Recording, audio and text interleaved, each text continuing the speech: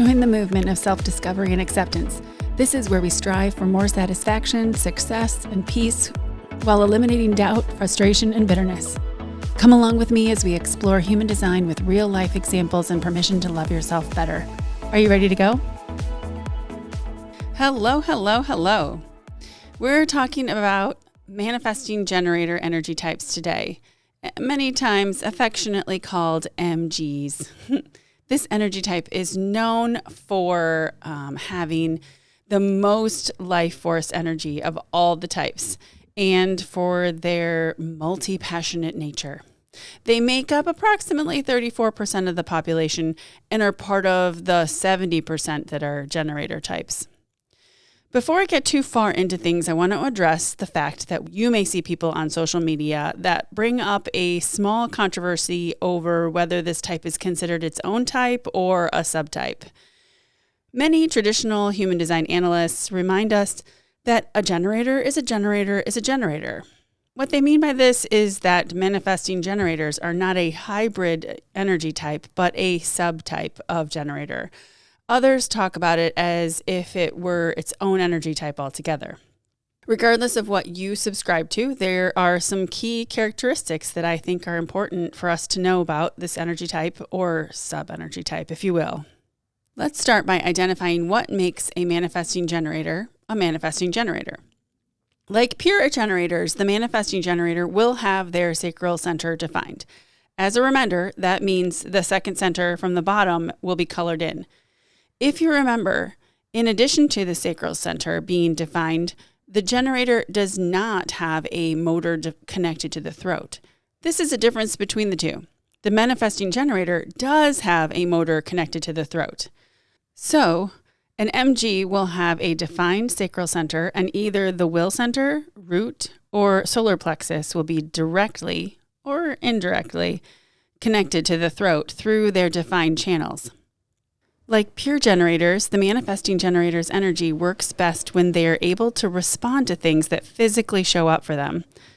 MGs tend to move very fast, similar to manifestors, except that manifesting generators also have their sacral defined, giving them consistent access to life force energy if they're doing something that lights them up. This can make it a challenge for them to slow down in order to recognize the things they are physically showing up for them in their life. However, they can be very powerful when they do, because once they have recognized the opportunity and checked in with their authority to know if it's correct for them or not, they can take action on it pretty quickly, similar to a manifestor, since they have that motor connected to the throat. This connection is what produces that nonverbal creative flow that the manifestor also has. This creative flow will be strong in the MG, and they'll want to move directly to initiating. But it's very important that they wait to respond to something that physically comes to them and check in with their authority first before acting on anything. This can get even more tricky if you have emotional authority as a manifesting generator, where you need to wait even longer to check in with your emotional wave before jumping into a project. So let's say you've responded to something that physically came into your life. You checked in with your authority and are ready to move forward with the idea. But wait, there's one more step in order to keep you and those around you in alignment. Like the manifestor, you need to inform those around you, especially those that may be impacted by your actions. Here's an example of a manifesting generator. We'll call her Courtney today, who's not living in alignment. So Courtney's lying in bed one morning thinking about what she's going to do for her daughter's birthday and comes up with the idea that she will plan a party with a Care Bear theme. Who doesn't love Care Bears, right? So she jumps out of bed to act on this creative flow just bursting out of her. She runs to the party store and gets a bunch of decorations, stops at the bakery and orders the cake, picks up a few gifts at her daughter's favorite store, and then heads back home to set things up. While she was on her way home, she realizes that there are some things she forgot at the party store for work, so she ran back and picked those up too. Then, before she got home, she realized she forgot to pick up the cake, so she had to head back out and get that quickly. The whole time she's bopping to some of her favorite music in the car and trying to feel good about the day, despite some of the setbacks she experienced. Feeling frustrated with how disjointed her outing went, Courtney finally arrives home to a house that's already decorated and a cake on the counter. What? Her husband comes around the corner and sees all the things in her hands, giving her a questioning look. She puts everything down and they almost get into a fight trying to figure out what happened. And then her daughter comes in and loves the decorations that are up more than the Care Bear theme, since she feels like she's too old for that kind of theme anymore. So this was a little bit of an extreme example, but what happened here? First of all, Courtney did not wait for something to respond to before she acted on her idea. Second, she did not check in with her authority to know if that theme would be something her daughter might want. Third, she did not inform anyone of her idea and her actions, therefore duplicating efforts with her husband. Not to mention the steps she tried to skip throughout the process, and then having to double back with her errands because she skipped the wrong steps. Let's talk through this example in a way that might be a little more aligned with Courtney's manifesting generator energy. Courtney is lying in bed one morning thinking about what she's going to do for her daughter's birthday and comes up with the idea that she will plan a party with a Care Bear theme, since that's always been her daughter's favorite stuffed animal. She chats with her husband about her plans and decides to make the decision about the theme for her daughter's birthday when she gets to the party store after running some errands. While she's at the drugstore picking up a prescription, she sees a poster for a music group that her daughter likes and gets an immediate gut response that feels good. Yeah, Care Bears might be too young for her now that she's turning 15. On the way to the party store, she stops at the bakery to order the cake and decides on her daughter's favorite color and flavor. She gets to the party store and there's a complete package of decorations and paper products with the band she likes on them right at the front of the store. Just before she's about to check out, she realizes a couple things she needs for an event at work, so she grabs those as well. She already has a few gifts for her, but chooses one more at the gift shop next to the party store. The bakery is last, and then she heads home. The whole time she's moving quickly, bopping to some of her favorite music in the car and feeling satisfied. Courtney finally arrives home where her husband's waiting to help her set things up because she informed him that she was on her way back in the text. They finish the decorations just as their daughter comes around the corner and she loves everything.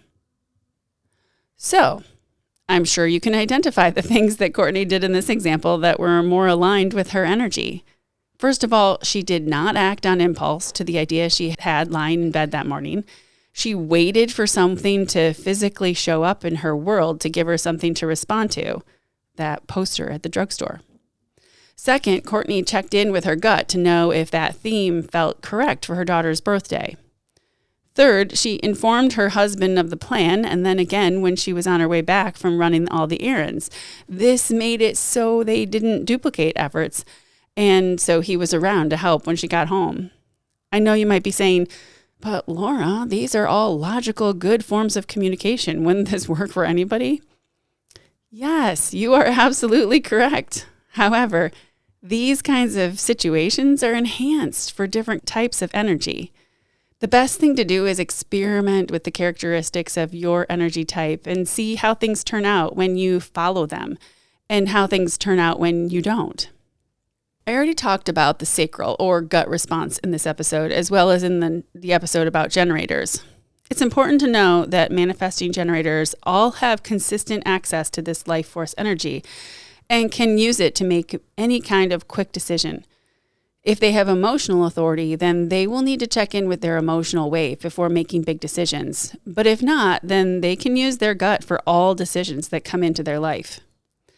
All generator types can respond with a guttural sound such as uh-huh or uh-uh.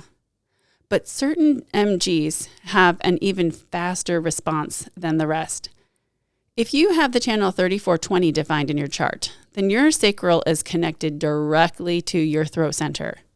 This means that as soon as you have checked in with your gut, the response results in sound almost immediately. so you can truly trust that the first thing to come out of your mouth is correct for your energy. All generator types are here to do work that they are passionate about and to cultivate mastery within that work. I've said this before, but it's definitely worth saying again that this passionate work might not look like a job, but instead your job may afford you the ability to do the things you're passionate about. For example, you may feel passionate about and satisfied when you're performing on a stage or helping in the wings for a musical. However, this may not pay your bills, and your job is something you do in order to be able to participate in these kinds of things. Satisfaction is what you're looking for in your work and throughout your day. This is your signature theme that lets you know when you're in alignment. When you experience frustration, it's a sure sign that you're either on the verge of burnout, you've skipped the wrong steps, or you've entered into an opportunity that wasn't right for you. It's important to be aware of this feeling of frustration so that you know when something might need to change. However, it's more powerful to look for the satisfaction throughout your day, to continue feeding the law of attraction and your brain with more positive interactions. If you work with or manage someone who is a manifesting generator, here are a few tips to help you understand how their energy works a little better. MGs have a stair-step learning process, but are always looking to find the most efficient way of doing things. This is what drives them to skip steps. The key for this is not to skip the wrong step. In the work environment, it's important to recognize that this is how their energy works. First of all, so you can recognize that they're skipping steps and remind them of steps that are imperative that they don't skip. Second, especially if you're a pure generator, it's important that you don't judge them for skipping steps and thinking they need to do the task the way you would do it. Generators and manifesting generators have a different approach to creativity and work. Manifesting generators tend to be multi-passionate. Try to notice the different interests of your MGs at work and consider including them on projects that involve those interests.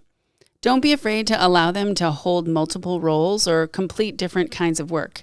It's in their nature to be involved with many things.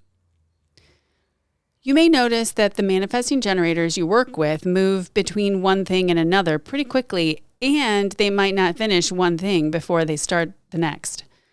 Trust their process. They'll eventually get back to that first thing to finish it, and if they don't, I find that either a gentle reminder is welcomed, or maybe that first thing didn't need to get done anyway in the grand scheme of the project. MGs generally need to expend an enormous amount of energy every day. Sitting at a desk for too long can be almost toxic for them. The more opportunities they have to move their body throughout the day, the more productive they'll be. Consider providing standing desks, yoga balls for chairs, desk treadmills, or even a mini workout room for them to keep their energy manageable and their productivity up. A manifesting generator's emotional theme is frustration and anger. If your coworker or employee is exuding one of these emotions, it may be because they are asked to do work that doesn't light them up. It could be that they made a decision in their personal life that wasn't aligned for them, or they may be skipping the wrong steps while trying to find the most efficient way to do the task. If you're concerned or if it's affecting their work, feel free to ask them if there's anything they'd like to talk about. Even better, ask them when they are not frustrated or angry, what approach they would like you to take if it does start to affect their work. Overall, don't take this personally. It's usually a part of their path to mastery. If you have an MG as a friend or family member, be careful to tune into when they are saying yes, when it may not be correct for their energy. They have a tremendous amount of energy and are capable of successful multitasking, even if they don't have energy for it. Paying close attention to whether they have the capacity to do a task or if they're just doing it to keep people happy. When it comes to making decisions together, such as where to go to dinner or what movie to watch, your MG will respond best to yes or no questions. So instead of saying, "Where do you want to go to dinner?" you could run down a list of places you'd like to go and have them answer with a uh-huh or uh-uh for each one. Remember, too, that if they have the 3420 channel defined, then the first thing to come out of their mouth is their truth. Honor this and don't ever make them feel badly about their truth or the decision that their gut has decided on. If you have a manifesting generator child, they need to wear out their sacral energy every day. When they can't, it means they might not get tired enough to sleep at night and end up staying up too late. It's also worth noting that children who don't get enough good quality sleep can develop symptoms such as ADD or lack of focus in school. Speaking of school, and work for that matter, MGs are multi-passionate and good multitaskers. At times, this brings upon them the label of ADHD. Look carefully before seeking medications, since it might just be how their energy works. And if you tweak a few things, it might help them live more in alignment and minimize some of their symptoms. All right, let's recap a few of the main things to remember. Follow your passion and embrace your multi-passionate nature. Continue looking for efficiency, but be careful not to skip the wrong steps. Maintain an active lifestyle to expend your energy every day. And most importantly, visualize the idea, wait to respond, follow your authority, and then inform others of your plans. Remember that when a manifesting generator is able to respond to the things that physically show up for them and their energy is honored by the people that surround them, they will lead a happy, satisfied, and peaceful life. Until next time, happy exploring. I'm so glad to connect with you today. Please follow the show, forward it to a friend, and leave a review. Send me an email with how human design has changed your life, and I might feature you on the show. Until we meet again, don't forget to love yourself better.